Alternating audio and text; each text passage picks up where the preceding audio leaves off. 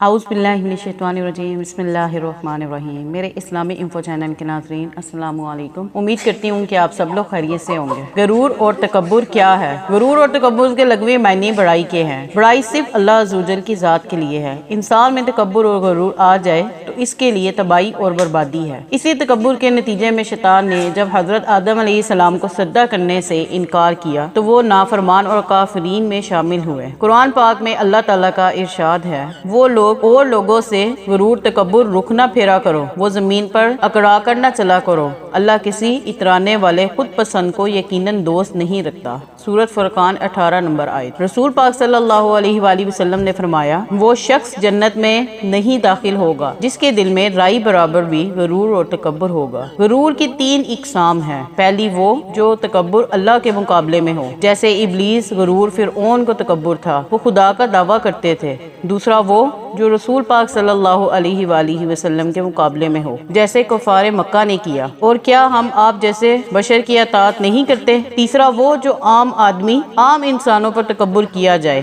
جیسے انہیں حقارت سے دیکھنا، رب کو نہ ماننا اور خود کو دوسروں سے بڑا سمجھنا۔ تینوں تکبر کا بہت بڑا گناہ ہے۔ پہلے دونوں تکبر اللہ اور اس کے رسول کی نافرمانی، کفر کے زمرے میں آتا ہے، تاہم بندوں پر تکبر کرنا کفر نہیں لیکن اس کا بہت بڑا گناہ ہے۔ حضرت عمر فاروق رضی اللہ تعالیٰ عنہ کا قول ہے، جس نے رب کے لیے جھکنا سیکھ لیا وہی علم والا ہے، کیونکہ علم کی پہچان عاجزی ہے اور جاہل کی پہچان تکبر ہے۔ میری چینل کے ناظرین، آج یہ جو میں نے آپ کو انفارمیشن دی ہے غرور اور تکبر کے بارے میں دی ہے۔ غرور اور تکبر کبھی بھی انسان کو نہیں کرنا چاہیے۔ جو لوگ غرور اور تکبر کرتے ہیں اللہ اسے یقیناً پسند نہیں کرتا اور اپنا دوست نہیں رکھتا۔ یہ جو میں نے آپ کو انفارمیشن دی ہے امید کرتی ہوں کہ آپ سب لوگوں کو بہت اچھی لگی ہوگی۔ اگر آپ کو میری انفارمیشن اچھی لگتی ہے تو میری اس ویڈیو کو لائک کریں، شیئر کریں اور سبسکرائب کریں۔ اور ان لوگوں کے لیے یہ میرا میسج ہے جو کہ غرور اور تکبر کرتے ہیں۔